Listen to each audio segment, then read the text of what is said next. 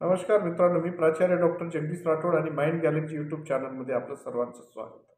मित्रांनो, सर्वात महत्त्वाचं आहे की आज आपण काय बघणार आहोत, मेथड्स ऑफ काउन्सिलिंग. काउन्सिलिंगच्या कुठकुठल्या मेथड्स असतात आणि कोणत्या पद्धतीनं काउन्सिलिंग केलं जाते.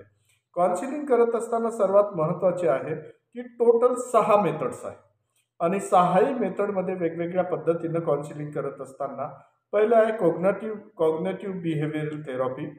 म्हणजे त्याच्यात इमोशनल ज्या गोष्टी आहेत त्या इमोशनली कशा पद्धतीचं होतात आणि कुठला प्रॉब्लेम जर असेल तर तो प्रॉब्लेम सॉल्व्ह करण्यासाठी कॉग्नेटिव्ह बिहेवियरल थेरपी वापरल्या जाते.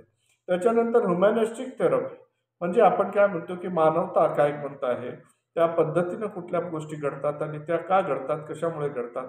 त्याच्यानंतर सायकोडायनामिक थेरपी म्हणजे हे सायकोडायनामिक थेरपी आहे. म्हणजे सायकोलॉजिकली काही प्रॉब्लेम असेल आणि मग सायकोलॉजिकल मेथड वापरत असताना ती जे आहे ती थेरपी देऊन त्या व्यक्तीला जे आहे कुठल्याही प्रकारचा त्याचा प्रॉब्लेम आहे तो दुरुस्त केला जातो, त्यांचा प्रॉब्लेम सॉल्व्ह केला जातो.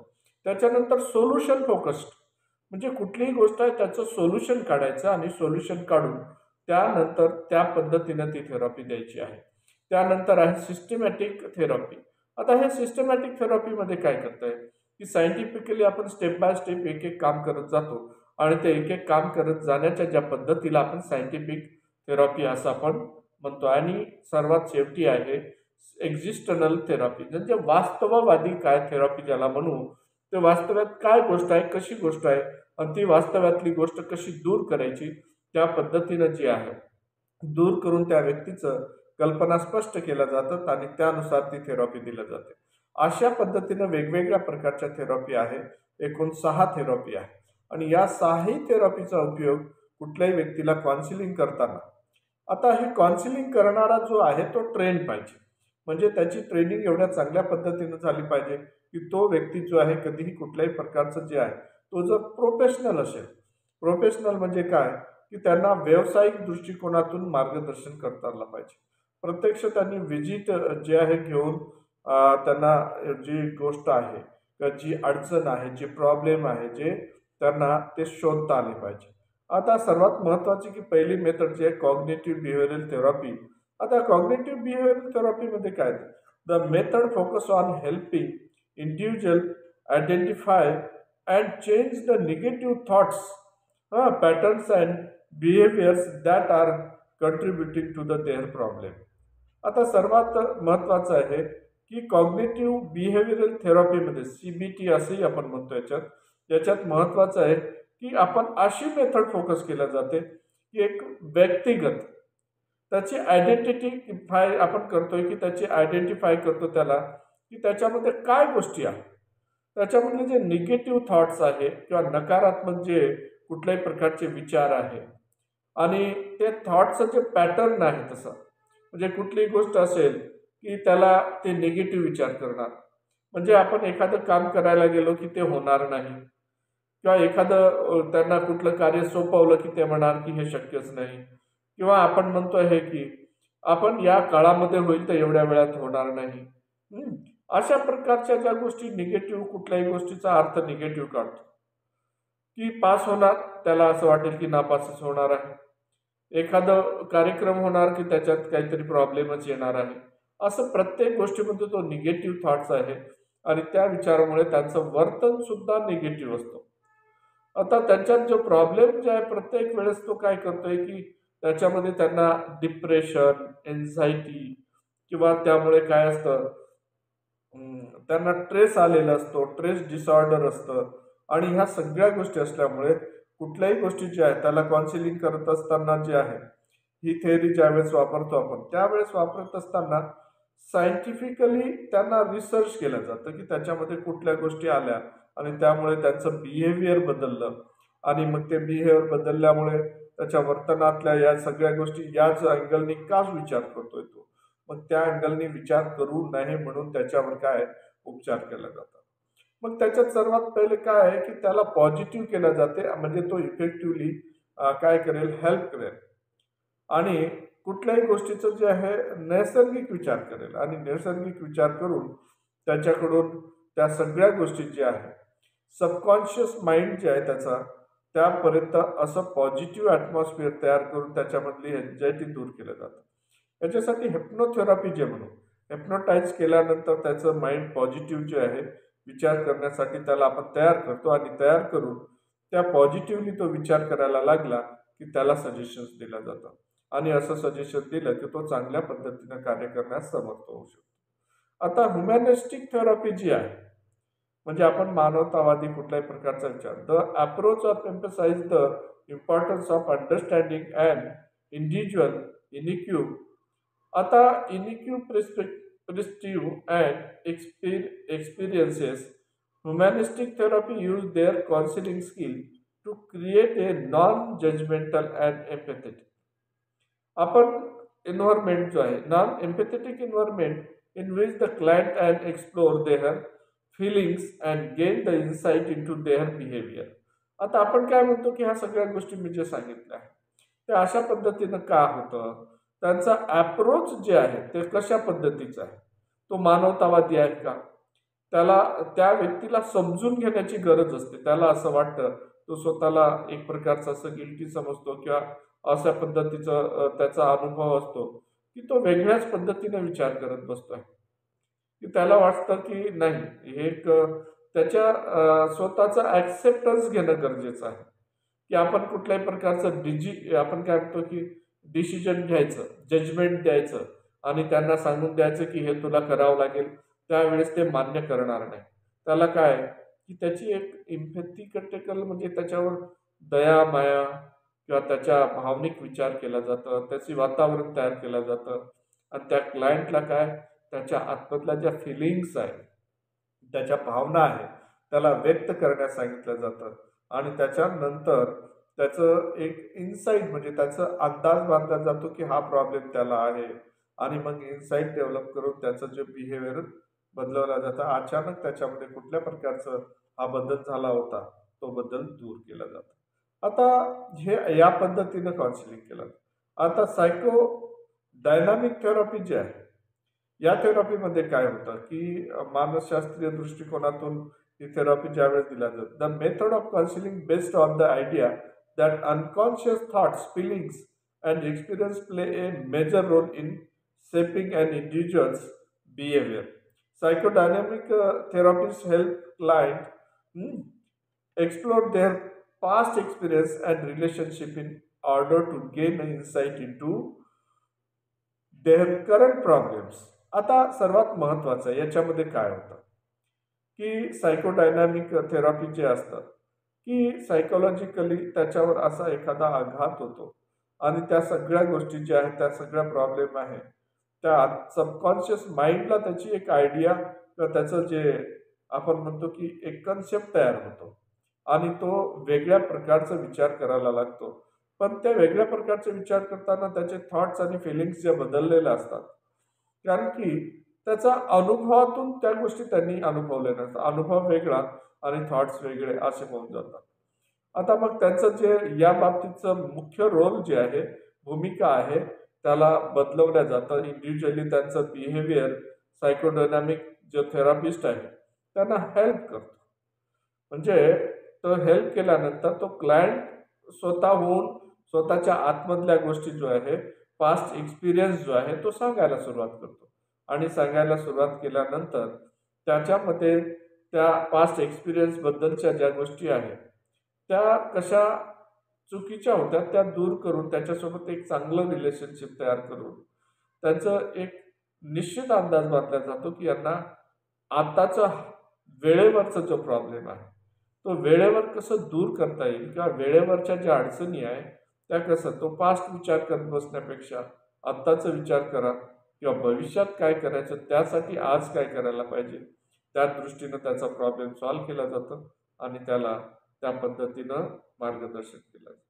आता आपण त्याच्यानंतरचं सोल्युशन फोकस थेरपी, कुठल्याही प्रकारचं सोल्युशन त्याच्यामधून बाहेर काढायचं आपल्याला, तसं फोकस करून जी थेरपी दिल्या जाते की या अप्रोचमध्ये काय होतं, जे आहे सोल्युशन फोकसमध्ये दी थेरपी या approach is one of the counselling theories that emphasize finding a practical solution to problems rather than focusing on the past solution.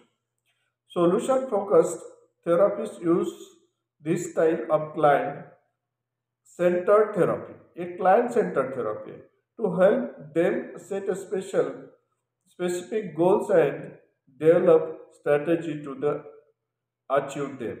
आता सर्वात महत्त्वाचं आहे या सोल्युशन फोकस्ड थेरपीमध्ये काय होतं की एखाद्याला ज्यावेळेस काउन्सिलिंग करायचं आहे, सर्वात पहिले प्रॅक्टिकली त्याच्यावर जे आहे आपण काही प्रयोग करतोय. आताचा प्रॉब्लेम निश्चित काय आहे प्रॅक्टिकली समजून घेत आहे. आता त्याचं पास्टमध्ये काय झालं काय नाही त्या गोष्टीचा विचार न करता त्याच्या सोल्युशनवर फोकस करतो आणि फोकस केल्यानंतर त्याची जे लिव्हिंग स्टाईल आहे ती स्टाईल जी आहे त्यावर विचार करून आपण क्लायंट सेंटर्ड थेरपी दिल्या जाते. म्हणजे की क्लायंटला काय करावंसं वाटतं, काय कोणत्या पद्धतीनं राहावं वाटतं, कुठल्या गोष्टीवर तो जास्त महत्त्व देतो आहे आणि अशा पद्धतीनं त्याचं सेल्फ जे आहे त्याच्यावर फोकस करून त्याचं सेल्फ डेव्हलपमेंटचं आहे किंवा त्याचं गोल कुठला आहे ती स्ट्रॅटेजी वापरल्या जाते आणि त्या गोल अचीव करण्याच्या दृष्टिकोनातून त्याला मार्गदर्शन करून सबकॉन्शियस माइंडपासून त्याला एक आतमधून एक मोटिवेट केलं जातं आणि त्यानुसार त्याचं जे आहे ही थेरपी देऊन त्याला दुरुस्त केलं जातं. आता सिस्टमॅटिक थेरपीमध्ये काय होतं की आता ही एक वैज्ञानिक दृष्टिकोनातून वापरल्या जाते. This method of counselling focus on their relationship and interactions between individuals rather than on individual problem. Systematic therapists work with the families, couples, and other groups to help them understanding and improve their relationship. आता ही therapy जी आहे महत्वाचं काय आहे systematic थेरपीमध्ये generally दोन व्यक्ती जे आहेत जे कपल्स वगैरे असतात त्यांच्यामध्ये कुठल्याही प्रकारची भांडणं झाली, आपसात पटत नाही, भावाभावाचं पटत नाही, हजबंड वाईफचं पटत नाही किंवा एखादा मित्राचं पटत नाही, बहिणी बहिणीचं पटत नाही, सासू सुनेचं पटत नाही किंवा आपण काय म्हणतो की एखाद्या ननंद भावजाचं पटत नाही, असे मॅक्झिमम आहे. किंवा दोन सर्व्हिस करणारे एक व्यक्ती आहे एका ठिकाणी काम करतात पण त्यांचं पटत नाही.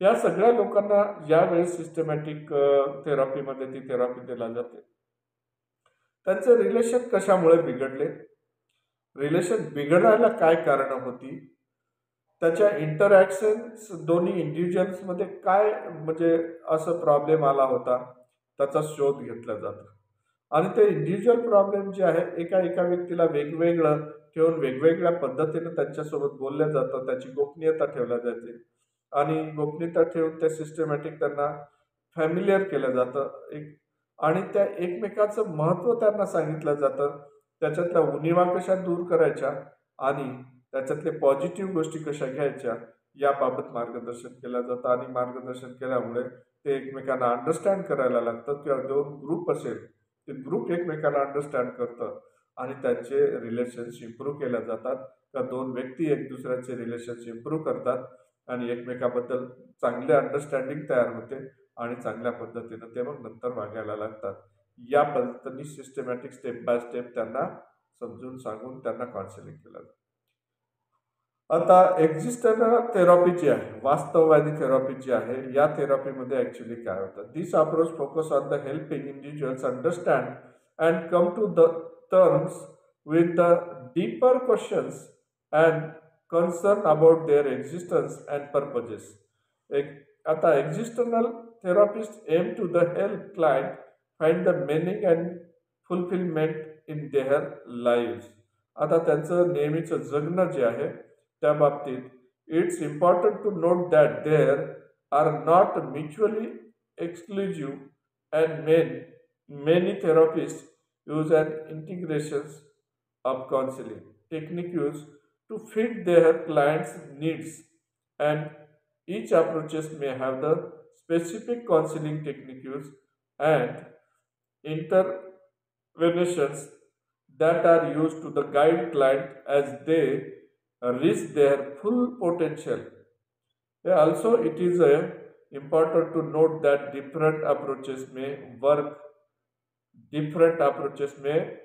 better for different individuals, depends on their unique needs and circumstances.